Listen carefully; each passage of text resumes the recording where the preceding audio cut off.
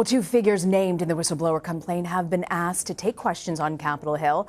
But Secretary of State Mike Pompeo, as we've mentioned, says he won't show up. Maria Yanovich, the former ambassador to the Ukraine, was set to testify before the House Intelligence Committee. And then on Thursday, Kurt Volker, the former U.S. special envoy for Ukraine, was supposed to appear for a deposition. Well, Politico's chief Brussels correspondent, David Herszenhorn, looked into Volker and writes that the whistleblower complaint was, quote, drawn uncomfortable attention to Volker and the unusual arrangement by which he served as Trump's special envoy. David joins me now from Brussels. So, David, what's really unusual about Volker's role within the State Department? Well, Rena, Volker was serving essentially as an unpaid volunteer to negotiate, to mediate one of the most intractable disputes out there right now, the conflict between Russia and Ukraine. So while he was serving as the special representative for the Ukraine conflict, he remained executive director of the McCain Institute for Leadership. That's a nonprofit think tank named after the late Senator John McCain. He also retained a position as a senior advisor to BGR, a big lobbying and PR firm in Washington, and a number of other positions. He's a very experienced diplomat, no question about his credentials for the post. But normally those kind of volunteer arrangements would be set up for somebody who's more of a technical expert, say a nuclear physicist brought in to work on the Iran deal for a short period of time. Volker is a career diplomat, started out in the CIA as an analyst, then into foreign service, worked in the White House, worked for many presidential administrations over the course of 30 years. And so he's someone who you would expect to go back into foreign service in a much more normal circumstance, a professional way. We've seen this happen where ambassadors have been retired and have come back in to service. But in his case, he retained this volunteer post. And now it's raised a number of questions because some of those positions. The McCain Institute, for instance, gets support from Raytheon, maker of the Javelin. That's the anti-tank weapon that's been used in the Ukraine conflict, provided by Washington. Again, BGR said he had recused himself from anything to do with Ukraine. But in fact, when you're mediating the Ukraine conflict, you're also talking to Russia, and you're involved heavily in sanctions policy. And when you're talking about sanctions, that means the defense sector, the energy sector, the financial services sector, basically across the economy. There are folks who have serious interest in knowing what's going on there. What do you know about what Volker did in Ukraine, and especially in connection with the president's July 25th call? What types of questions do you think he could face?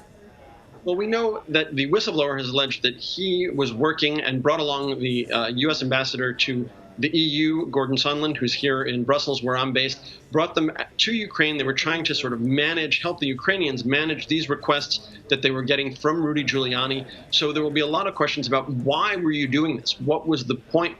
Giuliani, of course, has gone on TV alleging it was the other way around, that it was Volker and the State Department roping in him to this process, asking him to do this. Our understanding is that, in fact, it was more likely the other way around. But those questions will all be brought up as this inquiry goes forward. What was Volker doing? Why was he involved in this, which is really not to the core of his responsibility, trying to mediate this ongoing conflict where we know Russian-backed forces are still military meddling in the east of Ukraine. Those separatist territories have not been returned. The border has not been restored. The president of Ukraine having a news conference today announcing some effort to get that peace process back on track. But of course, Congress will want to know what were Volker and Sondland especially, who have other responsibilities, doing, trying to work with Giuliani in this matter involving the Bidens. Now, David, you've reported on Ukrainian politics. You've spoken to people in Kiev. What are folks there saying about Ukraine factoring in with the impeachment inquiry against the president of the United States? Well, there's a lot of disbelief, as you can imagine.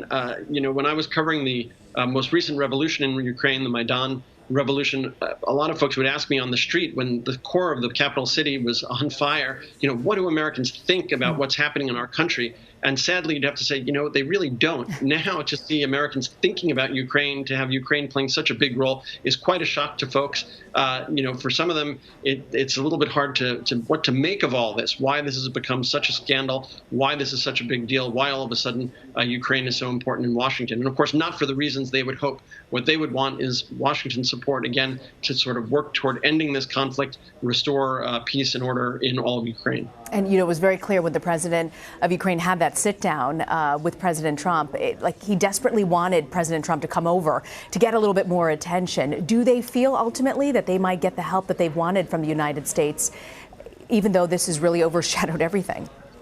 Well, sure. They're still obviously still helpful. If you listen and read that, the readout of that call again, and think of it from Ukraine's perspective, that you have a president who's in a very awkward spot, trying to enlist the president of the United States, leader of the free world, into helping him with his situation. You can understand how Ukraine very much was pursuing its own agenda there, trying to make sure they did not offend Trump, trying to offer him what they could without overcommitting, making promises that he could not make, Zelensky, in terms of ordering up any investigation, but obviously telling the president of the United States over and over again, you're 100% right, you're 1,000% right.